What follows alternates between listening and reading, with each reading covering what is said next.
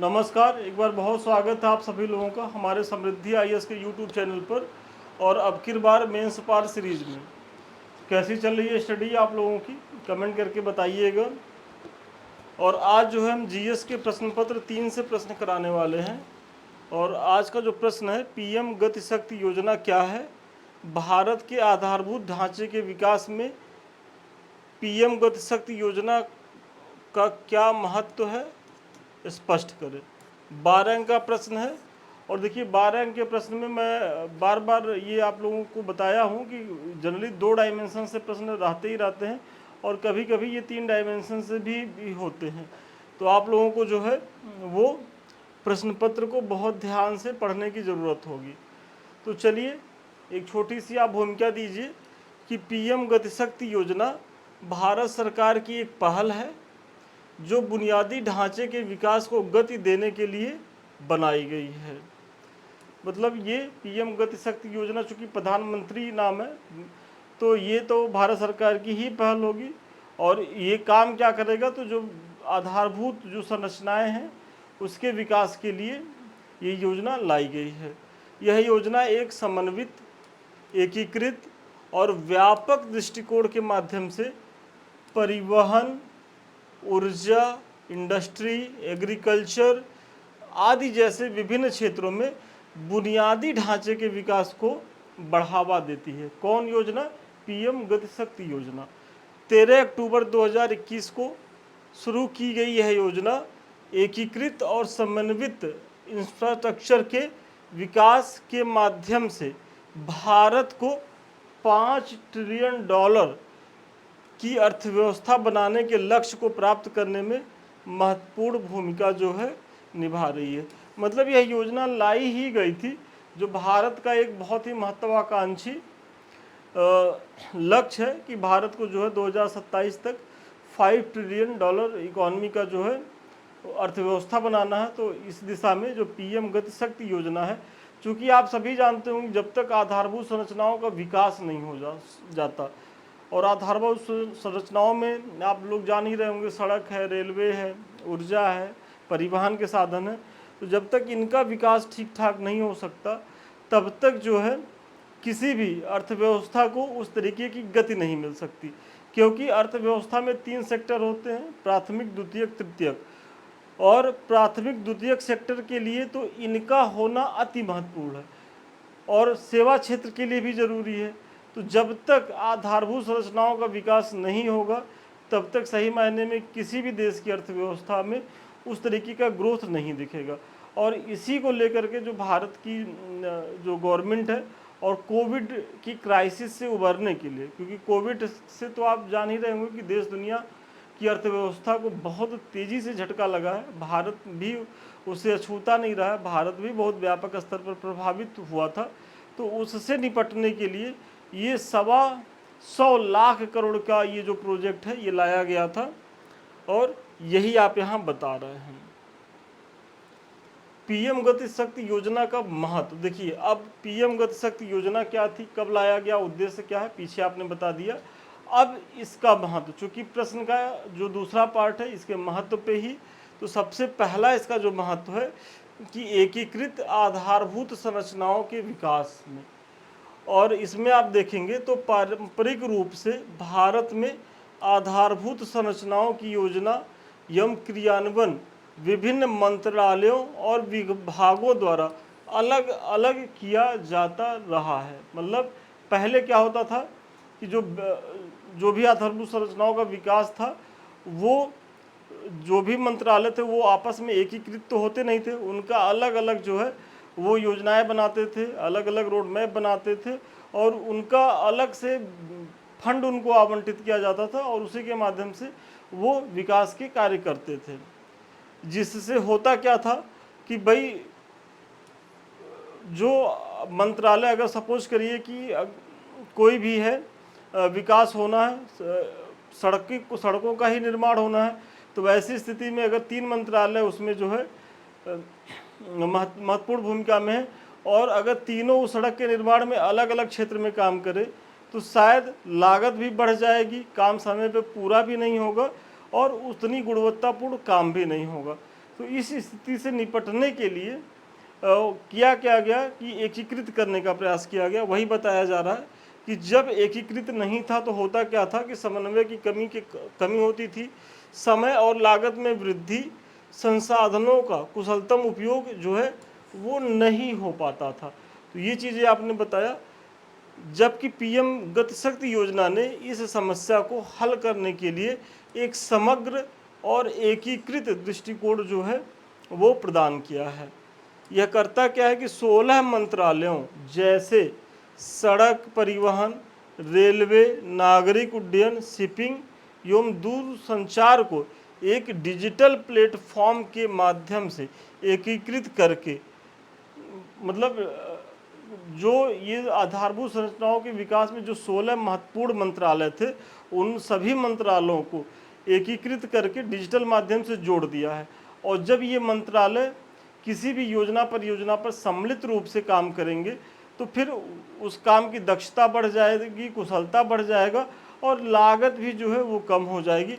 और वही आप बता रहे हैं, जिससे परियोजनाओं की योजना और निष्पादन में पारदर्शिता तथा दक्षता में जो है वो वृद्धि हुई है। तो सबसे पहली जो भूमिका है पीएम गति शक्ति योजना की, कि जो मंत्रालय बिखरे हुए थे आधारभूत संरचनाओं के विकास के तहत, उन्हें एकीकृत करने का प्रयास किया गया है। दूसरा है लॉजिस्टिक लागत को कम करना। लॉजिस्टिक लागत का मतलब वही जो माल को ढोने में, जो ट्रांसपोर्टेशन में जो लागत आती है उसी की बात हो रही है। तो उसको भी कम करने का प्रयास किया गया है। किसके द्वारा? पीएम गति शक्ति योजना के द्वारा। भारत में लॉजिस्टिक लागत वर्तमान में जो जीडीपी का लगभग 13 से 15% के बीच है। मतलब जो हमारी कुल इनकम है उसमें से 13 से 15% के बीच जो हम व्यय करते हैं, किस पे? लॉजिस्टिक्स पे व्यय करते हैं। और अगर इसका वैश्विक औसत आप देखेंगे तो 8 से 10% है। मतलब कहीं न कहीं हम 5% ज़्यादा व्यय करते हैं लॉजिस्टिक्स पर। तो जो पीएम गति शक्ति योजना है उसका उद्देश्य क्या है कि जो है हम वैश्विक प्रतिस्पर्धा में बने रहें। क्योंकि यदि हमारे सामानों की आवागमन की लागत ज़्यादा रहेगी तो वो महंगी होगी, और जब महंगी होगी तो वैश्विक प्रतिस्पर्धा में हम टिक नहीं पाएंगे। भाई वैश्विक प्रतिस्पर्धा में कब आप टिक सकते हैं? कि जब आपकी जो प्रोडक्ट हो उसकी गुणवत्ता नंबर 1 की हो, साथ ही साथ उसकी लागत कम हो। तो लागत कम कैसे होगी? जब तक हम अपने आधारभूत संरचनाओं का खूब व्यापक स्तर से विकास नहीं कर लेंगे तब तक तो ये हो नहीं सकता। और यही प्रयास जो है पीएम गति शक्ति योजना कर रही है कि इस योजना का उद्देश्य इस लागत को 8 से 9%, जो वैश्विक है 8 से 10%, तो उससे भी हम 1% नीचे, मतलब 9% तक लाने का जो है वो प्रयास कर रहे हैं। और यह योजना मल्टी मॉडल कनेक्टिविटी को बढ़ावा देकर रेल, सड़क, जल मार्ग और हवाई मार्गों का एकीकरण परिवहन की लागत और समय दोनों को कम कर सकती है। तो ये दूसरा बहुत महत्वपूर्ण प्रयास है लॉजिस्टिक्स के क्षेत्र में पीएम गति शक्ति योजना का। आगे बढ़ने से पहले ये छोटी लेकिन महत्वपूर्ण सूचना, देखिए संस्थान के द्वारा 2 बैच चलाए जा रहे हैं। एक तो अब की बार मेंस पर, और दूसरा जो है शून्य से शिखर बैच। दोनों ही जो बैच हैं वो मुख्य परीक्षा को लेकर के ओरिएंटेड है, और दोनों के जो प्रतिभागी हैं वो अलग अलग हैं। देखिए इसमें क्या है कि जो बच्चे इस बार मुख्य परीक्षा दे रहे हैं जून में, तो ये बैच उनके लिए समर्पित है। और यहाँ जो है वो जुड़े, जितना भी आप क्वेश्चन कर सकते हैं उतना क्वेश्चन करिए, उसका मॉडल आंसर आपको मिलेगा। मतलब ये त्वरित जो है, मतलब तीव्र चलने वाला बैच है कि एक दिन में कम से कम आपको 6 प्रश्न तो दिए ही जा रहे हैं। 8, 10, 12 जितना भी आपकी करने की क्षमता उतना आप कर सकते हैं। दूसरा शून्य से शिखर बैच है। देखिए प्रक्रिया वही यहाँ भी है, लेकिन यहाँ प्रश्नों की संख्या कम कर दी गई है, क्योंकि नाम से ही पता है कि शून्य से शिखर मतलब ये हमारा फाउंडेशन बैच है। और ये उन बच्चों के लिए है कि जो 2025 के पीसीएस या 26-27 के पीसीएस को लेकर के गंभीर है।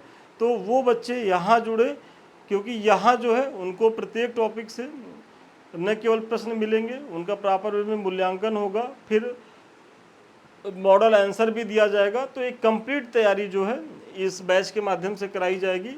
तो अधिक जानकारी के लिए 7303307507 पे आप संपर्क कर सकते हैं। आपको जो प्रश्न दिया जाएगा कुछ इस तरीके से आप लिख करके भेजेंगे। संस्थान के द्वारा एकदम मार्किंग होगी प्रॉपर वे में, जो भी कमी रहेगी, यदि आपका आधार नंबर भी कटा तो क्यों कटा है ये बताया जाएगा, और फिर जो है मॉडल आंसर दिया जाएगा। अधिक जानकारी के लिए 7303307507 पे आपकी स्क्रीन पे नंबर ब्लिंक भी कर रहा होगा, तो आप उस पर फ़ोन कर सकते हैं और जुड़ सकते हैं। फिर अगला जो है पीएम गति शक्ति योजना का जो अगला महत्व है वो रोजगार सृजन एवं आर्थिक विकास में। तो इसमें अगर आप देखेंगे तो पीएम गति शक्ति योजना 100 लाख करोड़ रुपए की, सोचिए कितना ह्यूज अमाउंट है कि 100 लाख करोड़ रुपए की राष्ट्रीय इंफ्रास्ट्रक्चर पाइपलाइन का हिस्सा है जो व्यापक स्तर पर रोजगार सृजित कर रही है। भाई अगर इतना कहीं भी इन्वेस्ट होगा तो जब इन्वेस्ट होगा पैसा तो इससे रोजगार का सृजन होगा, और वाकई में ये जो योजना संचालित की जा रही है पीएम गति शक्ति योजना, इसके माध्यम से बड़े पैमाने पर जो है रोजगार का सृजन भी हो रहा है। फिर आरबीआई के अनुसार वर्तमान में आधारभूत संरचनाओं पर किया गया प्रत्येक रुपया जीडीपी में 2.5 से 3.5 रुपए का योगदान दे रहा है। मतलब आप इसके महत्व को ऐसे देखिए कि वर्तमान में अगर भारत सरकार अपने आधारभूत संरचनाओं के विकास पर अगर 1 रुपया खर्चा कर रही है तो उससे उसको लाभ कितना मिल रहा है, 2.5 गुना से 3.5 गुना, मतलब 2.5 रुपये से 3.5 रुपये, मतलब कितना बड़ा लाभ मिल रहा है। और वाकई में जब तक आपके पास आधारभूत संरचनाओं का विकास नहीं होगा तब तक सही मायने में आप समावेशी और सतत तथा तीव्र विकास तो कर ही नहीं सकते। तो ये तो पहली शर्त है समावेशी, सतत एवं तीव्र विकास की, कि आपकी आधारभूत संरचना जो है वो टॉप क्लास की हो। और यही कारण है कि जो पश्चिमी देश हैं, जो बड़े बड़े जो आर्थिक महाशक्ति बने हुए हैं, उनके यहाँ ये सारी चीज़ें बहुत ज़्यादा डेवलप हैं। फिर मेक इन इंडिया का विकास, मतलब पीएम गति शक्ति योजना का जो अगला बहुत महत्वपूर्ण भूमिका निभा रहा है, तो मेक इन इंडिया के विकास में यह योजना मेक इन इंडिया पहल को समर्थन देती है, क्योंकि बेहतर कनेक्टिविटी और लॉजिस्टिक्स से न केवल स्थानीय उत्पादों को राष्ट्रीय बल्कि अंतर्राष्ट्रीय स्तर तक जो है वो पहुंच बढ़ी है। भाई आप लोग जान ही रहे हो कि मेक इन इंडिया की मतलब कोई भी चीज़ भारतीय हो, भारत में बनी हो, भारत के उत्पादों को जो है वो मेंटेन किया जाए और भारत के उत्पादों को जो राष्ट्रीय अंतर्राष्ट्रीय बाजारों में लाया जाए। तो इसी के उद्देश्य के तहत ये बहुत महत्वाकांक्षी प्रोग्राम लाया गया। तो इस दिशा में जो है पीएम गति शक्ति योजना बहुत ही उल्लेखनीय काम कर रही है, क्योंकि जब तक चूँकि इसके माध्यम से क्या है कि आधारभूत संरचनाओं का विकास हो रहा है, अमाउंट आप देख ही रहे हैं कि 100 लाख करोड़ रुपए इन्वेस्ट हो रहा है। तो ऐसी स्थिति में जो हमारे स्थानीय प्रोडक्ट्स हैं उनको न केवल राष्ट्रीय स्तर पर बल्कि अंतर्राष्ट्रीय स्तर पर भी जो है वो पहचान मिल रही है। इसके माध्यम से जो है हम वैश्विक प्रतिस्पर्धा में भी जो है जगह बनाने में सफल होंगे। क्यों सफल होंगे, मैंने पीछे की क्लास में कराया भी है कि भाई जब हमारी जो है लागत कम हो जाएगी तब और गुणवत्ता बेहतर हो जाएगी तभी ना हम प्रतिस्पर्धा कर सकते हैं, और वही आप यहाँ बता रहे हैं। सतत एवं समावेशी विकास में इस योजना के माध्यम से क्षेत्रीय असंतुलन को कम करने एवं कम विकसित क्षेत्रों में आर्थिक अवसर को बढ़ाने का जो है उल्लेखनीय काम जो है किया जा रहा है। तो ये भी आप बता सकते हैं। और अगला जो है पीएम गति शक्ति योजना का जो महत्वपूर्ण उपलब्धि है वो प्रौद्योगिकी एवं डिजिटल एकीकरण में। पीएम गति शक्ति योजना एक जीआईएस मतलब भू स्थानिक सूचना प्रणाली आधारित डिजिटल प्लेटफॉर्म है। ये थोड़ा काट दीजिए, डिजिटल प्लेटफॉर्म है जिसके द्वारा परियोजनाओं का वास्तविक समय में निगरानी और प्रगति का मूल्यांकन किया जा रहा है। क्योंकि ये जीआईएस पद्धति पे काम करता है पीएम गति शक्ति योजना, तो यहाँ क्या है कि ऐसा नहीं कि जो आधारभूत संरचनाओं का विकास हो रहा है तो इसके माध्यम से हवाई सर्वेक्षण कर लिया जाता है जीपीएस के ही माध्यम से, और जो काम की एक्चुअल स्थिति है उसकी मॉनिटरिंग कर ली जाती है। मतलब कहीं से भी इसके माध्यम से जो भ्रष्टाचार की चीज़ें थी, जो लेट लतीफ़ी की चीज़ें निकल करके आती थी कि पहले की सरकारों में होता क्या था, कोई योजना परियोजना यदि चल रही है तो वो अगर 2 साल का लक्ष्य रखा गया है कि 2 साल में इसे पूर्ण करना है, तो वो 2.5 साल 3 साल 3.5 साल तक का भी समय लग जाता था। और जब समय ज़्यादा लगेगा तो पैसा ऑटोमेटिक ज़्यादा लगना है। तो इसीलिए जिस काम के बजट को जो है वो 10,000 आगा गया था, और वो यदि 3.5 साल चलेगा तो उसका बजट बढ़ के 15,000 18,000 20,000 तक पहुंच जाता था, मतलब दुगना से भी ज़्यादा पहुंच जाता था। वर्तमान में क्या है कि इसके माध्यम से चूँकि हम मॉनिटर कर रहे हैं कि भाई हमको एक टारगेटेड समय में इस काम को पूरा करना है, और इसमें जो भी एजेंसियां काम कर रही हैं उनकी प्रॉपर वे में मॉनिटरिंग हो रही है, उनकी निगरानी की जा रही है। यदि वो अपने काम में जो है उतनी उस तरीके की तेज़ी नहीं रख रही हैं या हिला वाली लेट लतीफ़ी कर रही हैं, तो ऐसी स्थिति में क्या होगा कि उन्हें ब्लैक लिस्ट करने का काम किया जा रहा है। और जो नितिन गडकरी का मंत्रालय है, देख रहे होंगे कि वो कितना जो है शानदार मिनिस्टर हैं और कितना बेहतरीन परफॉर्मेंस उनका दिख रहा है। वो कैसे दिख रहा है कि वो दंड और पुरस्कार दोनों ही नीतियों को जो है वो अपना रहे हैं। तो वही चीज़ें हैं। और ये क्यों संभव हुआ? क्योंकि इसमें जो है तकनीक का भी व्यापक प्रयोग किया गया है पीएम गति शक्ति योजना में। फिर निजी क्षेत्र की भागीदारी बढ़ाने का भी प्रयास है, और यह योजना निजी क्षेत्र की भागीदारी को जो है प्रोत्साहित करती है, विशेषकर वेयर हाउसिंग, कोल्ड स्टोरेज और परिवहन के आधारभूत संरचनाओं के विकास में। मतलब सरकारें सारी चीज़ें अब खुद से न डेवलप करके PPP के माध्यम से या निजी सेक्टर को बहुत सी चीज़ें सहूलियत दे रही हैं कि भाई आप आइए और आधारभूत संरचनाओं का विकास करिए। इससे जो राजस्व डेवलप होगा उसमें आपको एक सर्टेन अमाउंट तक कमीशन दिया जाएगा। और बहुत से ऐसे उद्यम हैं जहां निजी क्षेत्र सहर्ष आ भी रहे हैं। और उदाहरण के तौर पे यदि आप देखेंगे तो वेयर हाउस का उदाहरण दे दीजिए, कोल्ड स्टोरेज का भी, और परिवहन जैसे आधारभूत संरचनाओं का भी आप उदाहरण दे सकते हैं। फिर हाल ही में निजी कंपनियों को पीएम गति शक्ति पोर्टल तक सीमित पहुंच देने का विचार भी किया जा रहा है। बहुत महत्वपूर्ण पहल है इसके माध्यम से कि भाई जो निजी क्षेत्र की जो महत्वपूर्ण और जो एक तरीके से जिनका मार्केट में साख है, ऐसी कंपनियों को ये है कि भाई यदि इनसे जो है कुछ बड़े पैमाने पर इन क्षेत्रों में निवेश हो सकता है, तो इन्हें क्यों न सीमित जो है वो भागीदारी दी जाए।